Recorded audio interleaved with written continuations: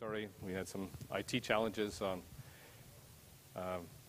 mirroring. Okay, so thank you everybody for coming. My name is Mike Ekert, and we're going to be talking here about how we build big data pipelines with a new product called SAP Data Hub, and also how we built this on an infrastructure that heavily utilizes container management. So obviously Kubernetes and OpenShift are very significant in how we built this new product. We're also going to dig deep into the technology and also a demo, and Balaji, colleague here, will also be showing that with you. Okay, so without further ado, we'll skip the agenda and basically jump into what we're trying to achieve with this SAP Data Hub product. So obviously we have data everywhere, and one of the challenges we have is how do we actually connect, understand, refine, utilize, share, govern data. As we all know, the landscape has radically changed. It's not just data centers anymore. We're looking at on-premise, hybrid, multi-cloud solutions, and this is really just something that we see with our customers is that this data is coming from everywhere, whether it's inside a system, whether it's brokered, whether it's partner data, whether it's data coming from devices. It's all going to different storages, but how do we actually turn this into something that's useful? And that's really the context of what we did with SAP Data Hub, and we'll step through, we'll dig down into the challenges and then also what it is that we actually delivered. Okay, so a few marketing slides to start with. I mean, data is exploding. I would say the term big data, depending on the analyst you talk to, might say it's not a real term. It's always data. It's always more data than we typically can process. It's just now we have the ability to generate more and more data of various types. It's also, I would say, not just data that is coming batch. It's not just streaming data. It's not replication data. It's all of the above. And how do we actually bring that in together that we can actually turn it into processes that are underlying to business processes that we have. So if you want to think about it, that's all. I would say one comment that we've definitely seen in our customers is the data landscape has radically changed. Before it used to be the big three-letter acronym systems like ERP, CRM were all the center of the application landscape. And the data, if you want to say the architecture that customers had, and what we're seeing now is that data, or they would say the data flows, the data lakes, the data warehouses are becoming the center, and everything else is just using that data as a consumer. So one of the things that we tried to address with Data Hub was data sharing. What we found out was with a lot of things, the cool technology we have in the big data space, we actually are creating more and more data silos. So if you think about it, now we have things in data lakes, we have things in object stores, now managed by different people who are different to, in the past, were data marts and enterprise data warehouses and applications. Now we've actually created these new sets of silos, and we're not actually very good at understanding what data is where and how we actually can consume it. It's not really that self-service, agile type data landscape that we have. And that really becomes a challenge when you start thinking about things like how do you know you have the trusted data? How do you know you have the right data? How do you know that you are sourcing from the originator of the data? Things like governance. How do you know what data is where? And like, for example, if you think it looks like GDPR or any other regulations now, how do you know where your personally identifiable data is? How do you know it's consumed? By who? With GDPR, we have examples of things like right to be forgotten laws. So how do you ensure that if Balaji says, please delete me, how do you know that every instance of his email address is deleted from your environment? And GDPR is probably the big scary one that everybody's hearing about. There's other regulations like in Russia, employee data cannot leave a system that's not on a Russian territory. So you think about how you process that data, how you look at what data lake it goes to, what object stores. It has to be on a system or a server or a cloud that's on a Russian territory. Think about how you put the governance in there, because if you think about all these great tools that we have, it's like just simply copy the files. It's very simple to do that, and they're outside and you're actually not out of compliance. The right to be forgotten law, for example, in GDPR, so that's the big one that comes this month. The 25th of May is, if you want to say, the day that we actually, if you want to say, are going to see it implemented.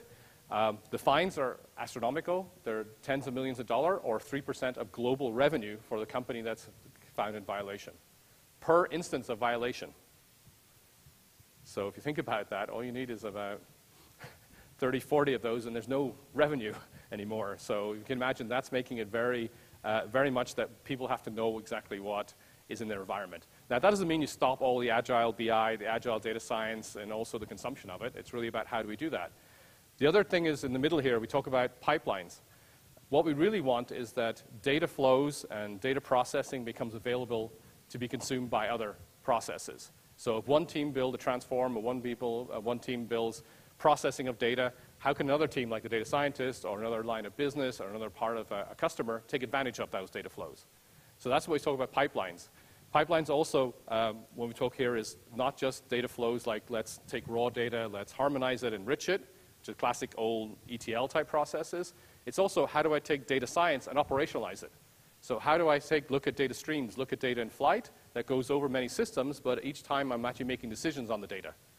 Because the future of data is not just it goes to a BI tool and then somebody sits there with a PhD in front of it and writes, says, oh, we should do this. There's still going to be people who do analytics, but a lot of it's going to be automation. If you look at IoT, that's a whole part of it is we bring the algorithms to the data, and we actually execute them automatically. We're not going to scale up as we have 10 times more data. We're not going to have 10 times more BI analysts. We're going to have to actually automate. And it's the same thing we see across all manufacturing and everything. It's really how do you actually do that? So the challenges are how do we do data sharing, support the agility, how do we have these processes that we're sharing and pipelines that span many different data stores, many different technologies, whether cloud on premise, and then how do we actually have governance? So what we did was we looked at how do we solve one thing, which is the missing link between big data and enterprise data, so whether it's applications or the traditional data warehouses you see, and the new things like big data stores, whether they're key value stores, whether they're Hadoop, whether they're object stores. And those things can be anywhere. They could be in the cloud. We have customers that may be using an object store in one cloud solution. Then they're using a data lake that's hosted in another hosting company. And then they're also integrating with data warehouses that are on-premise. How do you actually have pipelines that span that? The challenge then is also big data solutions. There's the great thing about it. There's tools for everything. There's projects for everything. But of course, the governance tends to be each tool has its own set of own set of ways of doing things. There are different maturity levels. So how do we actually bring enterprise-type capabilities across the full data landscape? That's what we see about the challenges there with governance security. Next one is limited tools, high effort. This is a comment about if you have lots of individual tools that you're doing for sourcing, for transformations. The challenge there is if you change something or change a definition, you have many, many people changing it in their own tools. So how can we actually help with, if we have changes to the data landscape or changes to the processing, like metadata changes, like we change something from 4 digits to 5 digits, an integer, how do we know that everything downstream and sourcing to it actually can be changed? So what is the what-if type analysis? So that's really the challenge about how do we actually not have it that everything breaks and we don't have unforeseen circumstances to it. So Data Hub is really about how we look at, at SAP we took a lot of existing data management assets and really looked about how do we do sharing of data, so how do you discover it? People might know the term data catalogs.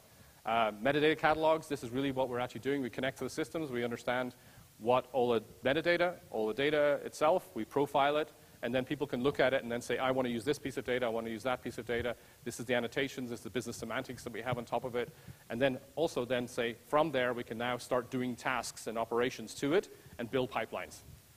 And then when you start looking at that, then you start knowing what data went where. You can actually start doing metadata lineage, so if you, for example, in big data, have defined something as floating point, and then you convert it to decimal, are you losing any fidelity in your data?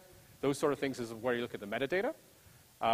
Also, you might have metadata signed off where people actually develop, your enterprise data architects may say, this is the definition of a customer master record, this is the definition of a sales order, this is the definition of our sensor data, and you can actually take that metadata and map your data to it. So that's, again, the logical and the physical coming together.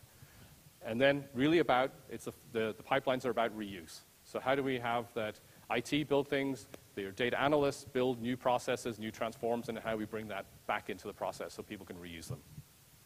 So in a nutshell, that's what Data Hub is really about, fostering and really looking at the full data landscape.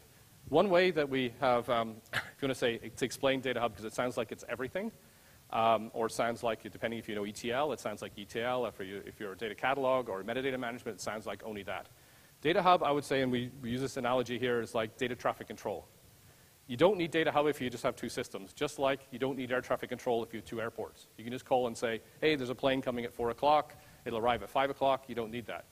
But we have air traffic control for all the airports, for all the different types of airplanes, whether it's military, cargo, passenger, hobbyists flying their airplanes, helicopters, everything. So if you think about all the different types of flights we have, so for us, if you think about air traffic control, it knows everything about what's happening to the data. It knows what type of planes they are, what their fuel, what their schedules are. This is really where we look at data traffic control.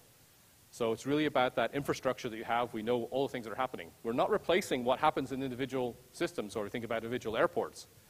What we're looking at is how we integrate them all together to say a plane needs to go from here to here, the cargo goes off into this plane, then people go off, they get into that plane, they go to the bathroom, they get coffee, they go to the luggage, all of these things. These are the operators that we actually do, and we want to be able to orchestrate all of that together for the whole of your data landscape.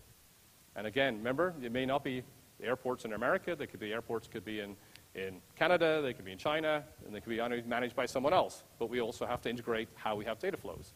We're not trying to replace everything like the data, the HDFS. We're not replacing the HANA systems. We're not replacing Oracle databases, Teradata. We're not replacing ERP systems. But the data flow that needs to go underneath the business process, it's really about how do you understand what's happening there.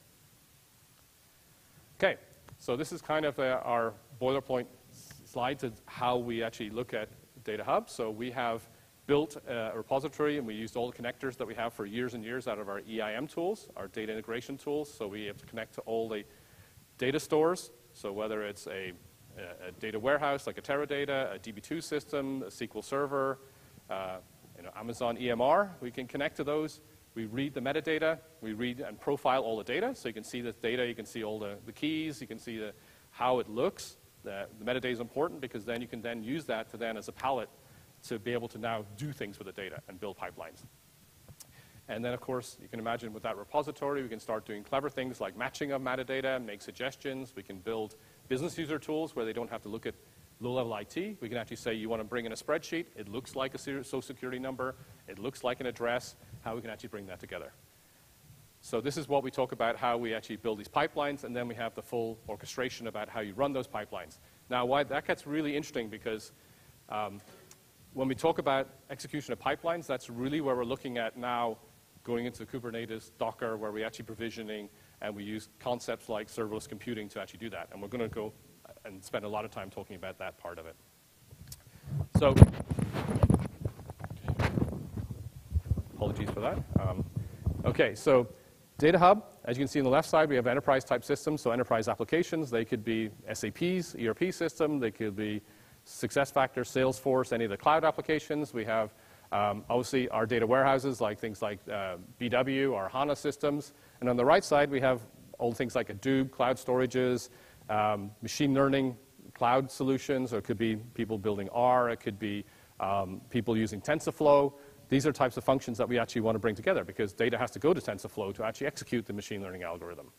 So we read all those, and basically we profile them, have the metadata, and then we build operators, and then we build pipelines across them. So in a nutshell, that's what we're doing. And then we run and orchestrate that. So don't think of it like old-style batch jobs where you're loading billions of records. It can be that. It can also be combining that with streams of data that's coming from devices.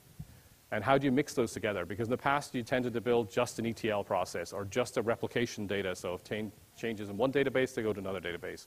Or you just had streams. Those worlds are now colliding. They're all just different ways of data movement, and how do you bring them together to actually be a whole, what we call a pipeline, or think about that as a data flow. Okay, so a quick overview. Data Hub is an application that is a HANA-based application. The pipeline engines, as I mentioned, they are fully Kubernetes Docker-based, as an example, as a container. And as you can imagine, on OpenShift, that's a big thing for about how do we execute them. So the HANA-based application is just the repository for all the metadata, all the design time.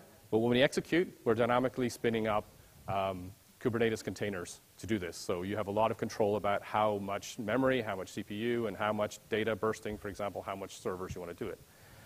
You should point out that we also integrate to a lot of existing applications like HANA, existing deployments like Hadoop object stores. If you have existing ETL tools, if you have existing Kafka, we can actually integrate into that as well. So it's not about replacing everything that you have already in place. And then the bottom, which is very important, is that this can be deployed at a customer's data center.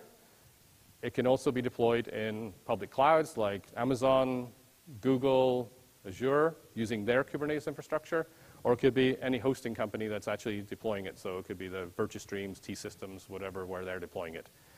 Additionally, the other part, and we say here about accessing on-premise, cloud, and hybrid data, is this Data Hub can connect to clouds and actually run. And when it's running these pipelines, the processing it's running is depending on where it's connecting to. So if we're running and connecting to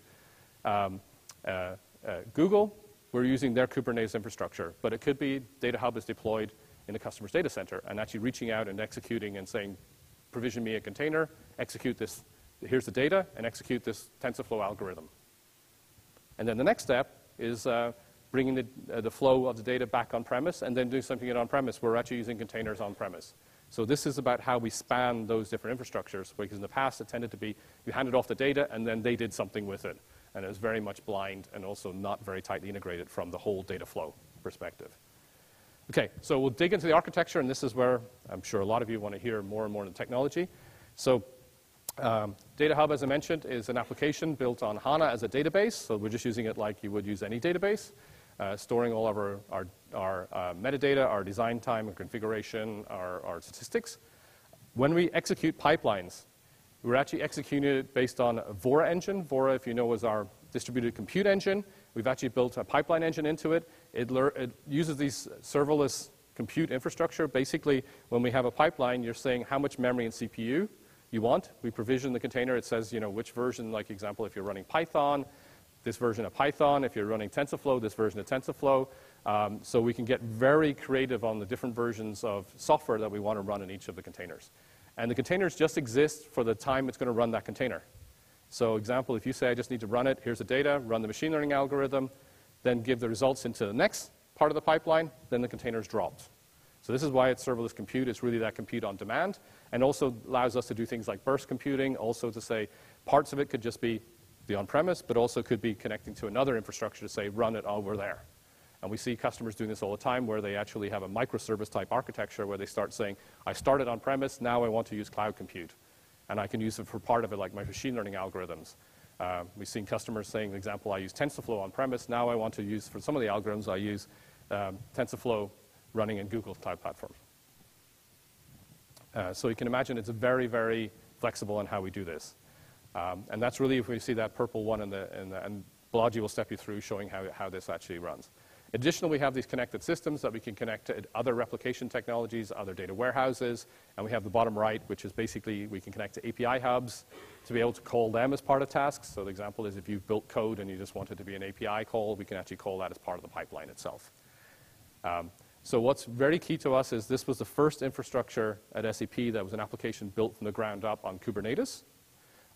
So it's not just for our cloud infrastructure. This is actually the first time we deployed on-premise. It's not optional. So therefore, you can imagine we worked heavily with the OpenShift guys on how do we do this and connect it into an infrastructure that Kubernetes is not just for Data Hub, but also your general purpose infrastructure for Kubernetes and your container management.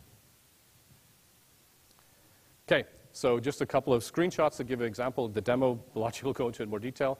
But as you can imagine, we have all the infrastructure for how you manage all of the flows that are executing your system, all the data, all the metadata, all the configurations. Then on the bottom left, you can see there you can actually have workflows. So we have these workflows that we take different parts of pipelines and can stitch them all together to be a big process. Like example, your full order to cash process could be one huge workflow with many, many pipelines feeding in and out of each other. In the middle, you're seeing the pipeline modeler. And then on the right side, we have all the Vora tools, which are big data processing tools. So we actually have in-memory compute that can actually push things down to Hadoop and Spark and things like that. So we're using that infrastructure. So I know last year we talked about Vora at this conference. We've actually put all of the Vora capabilities into Data Hub. Okay, I would just definitely say one thing here is that maybe a little bit about the competitors, where a lot of things are very much around systems of record, and machine learning has data coming out, and then you have to run it in a separate infrastructure. With us, it's really about what we call the intelligent enterprise, is how do we actually take machine learning from two aspects. We really look at machine learning from Data Hub. One is, how do your data scientists find data? How do they find the right data? That then they say, I want this data, I want this data, I want these data, and I send it to my playground. Then I can actually build and build my models, test them, and then also, how do I then take those algorithms and then bring them back to the data? Because that's one of the other challenges of big data solutions. So whether that's a service or whether that's I want to now run our algorithm, that Python algorithm, back in my database, next to my data flows, how do I operationalize that? So it's not the data science itself. It's really then about how we get the data to that science models, and then how do we operationalize. We do see people doing things like in the data flows where they actually will test the algorithm to see which one is the right one. Is data changing? And basically, you have different versions of algorithms. For example, we have some companies that are using it when they have models. They have not just one model for all their machines, the same machines on the production line. They'll have 10 models for each one, and then they have 10 of those, 20, or maybe in one case we have 1,000 of those devices. And each one of them has 10 models, and each one of them are all individual machines. Now, they're not actually just one model across 1,000 machines. It's now each one of them is 10 times 1,000, and they're constantly testing which one. And then they put in a concept called the digital twin, which is where they want to simulate what the changes would be, for example, pressure changes, things like this, before actually changing the piece of equipment. So they're actually testing what would happen. And they're doing this in real time. So you think about how they do that, it's a lot of compute power. And basically, that testing of digital twin is not happening all the time, but based on certain types of data changes, then it'll spin up resources, do it. Okay.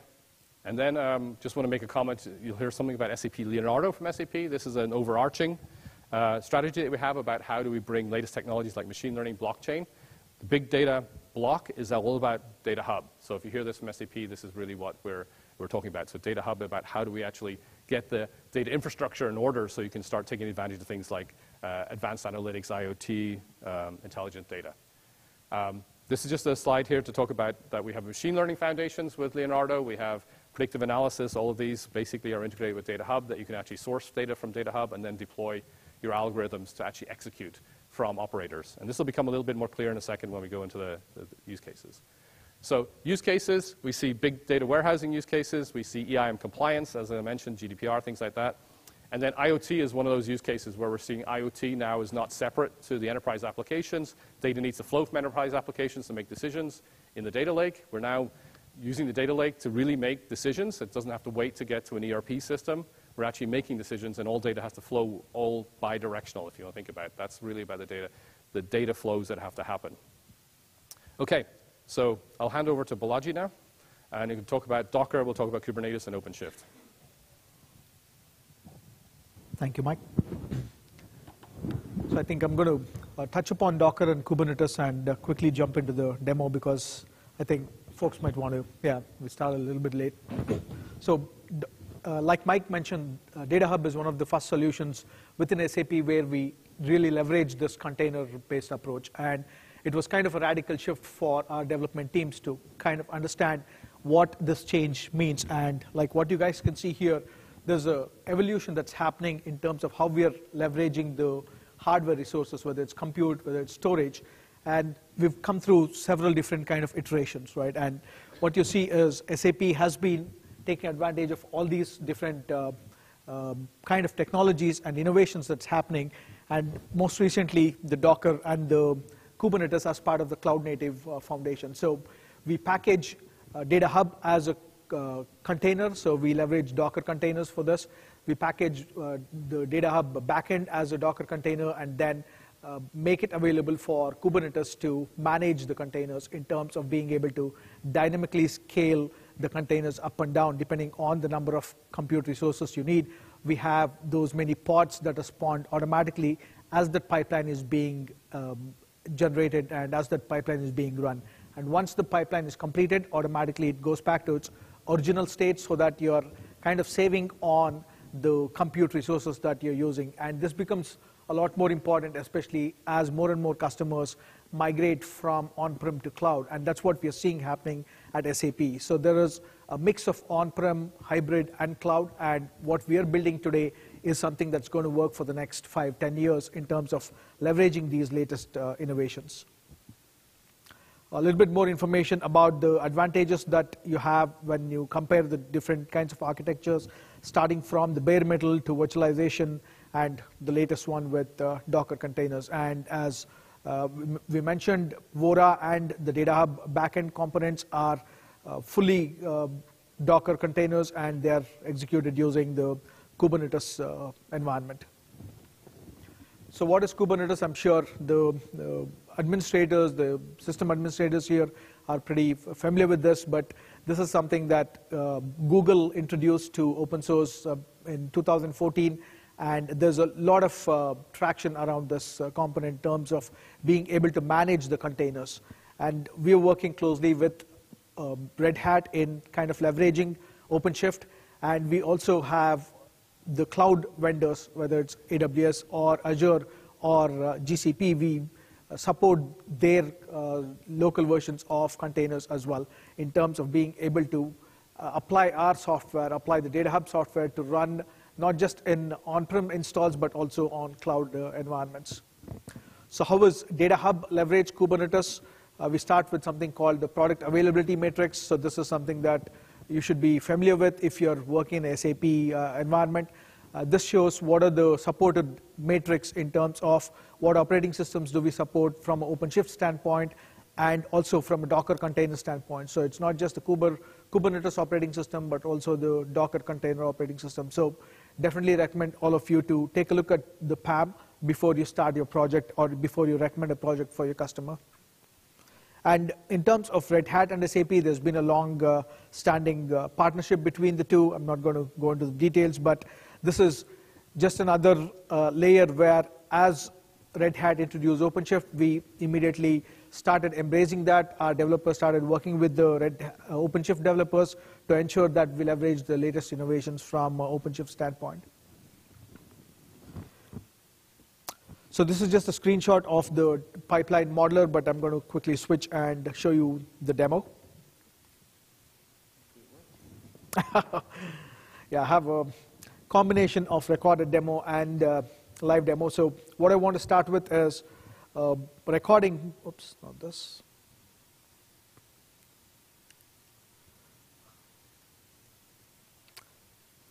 So I want to start with a recording of the demo where this is a use case where we are using Data Hub to build a pipeline for predictive maintenance. So predictive maintenance is something that you would see in a lot of vertical industries in terms of I have all these different parts of material code that is available for creating a specific part, and there are sensors inserted into each one of these manufacturing units. So I'm capturing all the data. This is live stream data that is coming from these different sensors, and based on the information that I'm collecting and the classification I'm doing, I'm trying to understand what is the behavior of the output that's going to come out from this manufacturing unit. So in terms of understanding the different parts, so what you see here on the left navigation pane is I have different material codes. So I have a material code like glass, I have material code like iron, and several other material codes. And for most part, you're seeing that the status is passed, but there are some instances where the status is also failing. And what we are capturing here is the sensor information from what is the temperature of this material as it goes to the fabrication unit, what is the amount of pressure that is being put on this fabrication unit when it's going through, say, for example, a glass part versus an iron part. So we are capturing all this, and based on the classification that we do, we are giving a status whether this is a pass, fail, or if there is a warning in some cases. And this is just a front-end application that you can build using any UI component or any BI.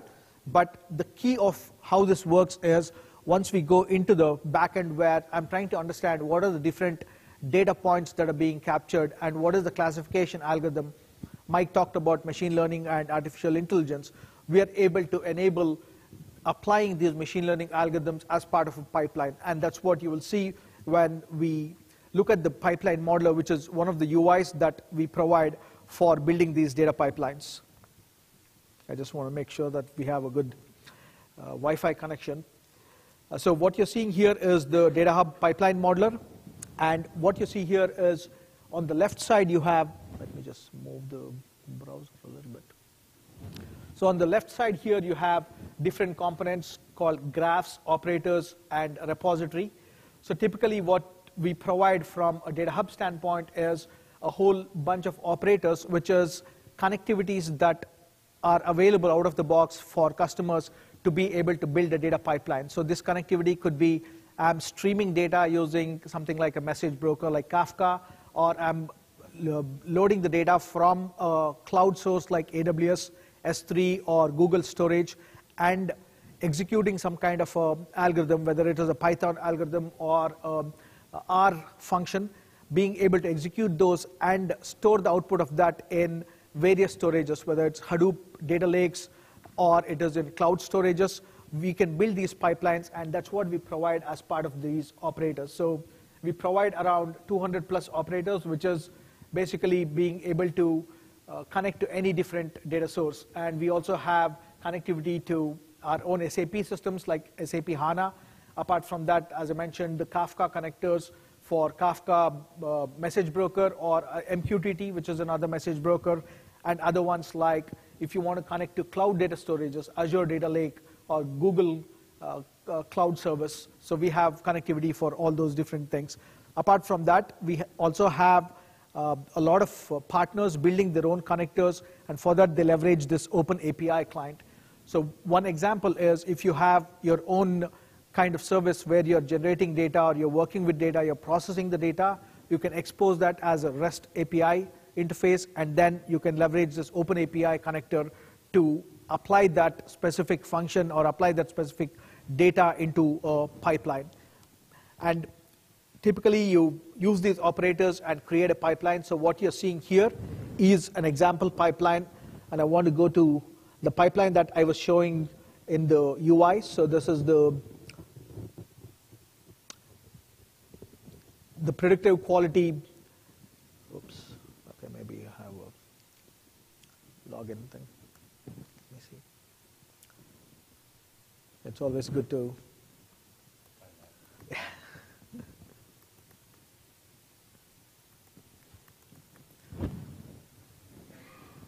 So as you can see, we have a multi-tenant system where I logged into the default tenant, but we also have a system management which allows the development environment to build their own pipelines. So if you're a developer, you're a data engineer, you're building your pipelines, you can log into your specific tenant, you can build the pipeline, and then once you know that it's production quality, you can check it into the version control system so that it's available for other users as well.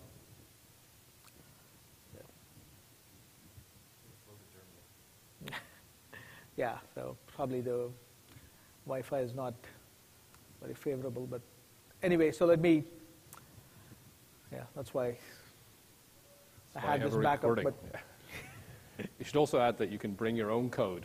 So you can build your own language code, you can bring your own and build your own Docker container and then become its own operator. Right. I think it's a really important one. Is not just what the operators we have, but we can reuse scripting, coding, almost any language that you want to build.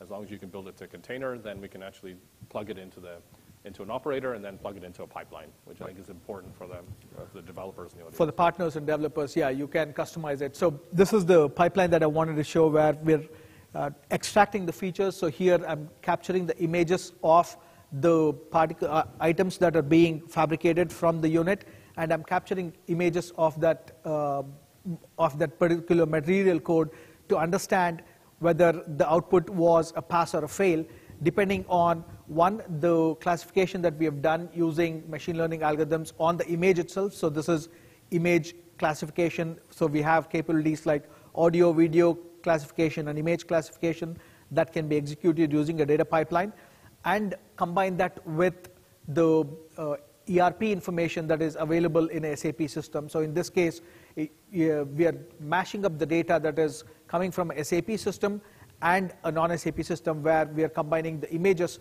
along with the SAP ERP data related to the specific manufacturing unit. And the advantage is you have an option of, so this is the classification algorithm that we use, and if you can look at the code here, we have a combination of data coming in from a HANA system and a Hadoop system. And the advantage here is, in your Hadoop system, you can store larger volumes of data. We have some customers who've stored petabytes of data, so things like images can be stored in there, and you can extract the metadata out of that, store that into HANA, and then apply your machine learning algorithms either in HANA, or if you want to train the algorithms on a larger volume of data, you can do that on the Hadoop side. And this kind of flexibility is something that Data Hub provides for our customers when they're building these pipelines that extend across the different landscapes. It's not just structured data, but across your structured and unstructured data or semi-structured data. So let me see if I can, okay. So I'll see if I can open up my,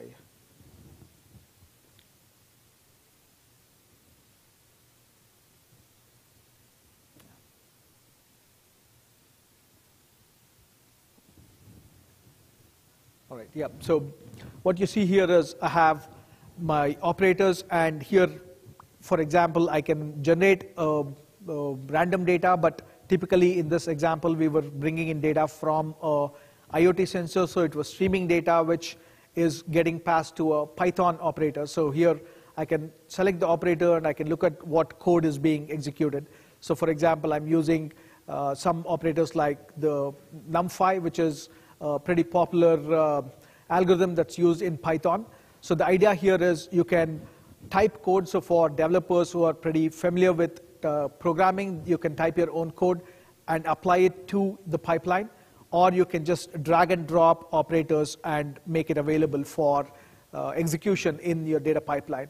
So here we have two kind of forks here. One is processing the sensor data. So as I mentioned, the sensor data is bringing in information about the temperature, about the pressure of the pressure that is being applied on the material that is being fabricated. And then on the other side, we have information from the Kafka stream that is being loaded into a data lake like HDFS. So you can store that raw data as is into HDFS. And one of the things that we've also done here, which Data Hub allows you to do, is group specific operators together, so that when it comes to the execution phase, you have the ability to say, I want these operators to be executed in parallel, so that from a resource standpoint, when you talk about resource management, you can spawn more parallel Docker containers and pods. So that is one of the functionality that Data Hub provides, where depending on the compute resource that you need, depending on the complexity of the operators, you can automatically spawn additional containers and make the output available in a much faster pace. And that's what we've done here by grouping these two set of operators in a separate way. And finally, what we do is here the output of this processing is taken into a HANA client. So typically, a lot of our customers use HANA as that analytical data warehouse layer. So you can build an analytical data model which can be visualized using any BI tool. For example, it could be SAP Analytics Cloud, or it could be any analytics tool of your choice. And the other important thing is we have these capabilities of types and Docker files. So one of the things that we also provide is you can build your own Docker file. So there are instances where customers want to use a specific version of Python, so they don't want to use the version that we've provided with the software, but they want the latest version of Python, or they want the latest version of R. You can enhance the Docker image that we provide by adding your own libraries and make that available as a Docker image. So what Kubernetes does is it takes this new version of the Docker image and spawns it across multiple pods, so that it provides you the exact environment that is required to process your specific code. And that's another advantage, again, when it comes to Data Hub and how it leverages these Docker images on Kubernetes. Yeah, we should point out that the challenge is when you've got millions of streams running in parallel, that you have versioning challenges, and this allows you to be able to say, I build a new version and maybe 10 different pipelines running millions of times, and you say, okay, the 10th one needs to use the newer version of Python, the newer operating system version in the Docker container, and allows you to be able to pick which one and which one uses what container. And I think that really allows the flexibility of not everything has to change at once, which was the challenges in the past of the old type of ETL and pipeline technology. It was all or nothing.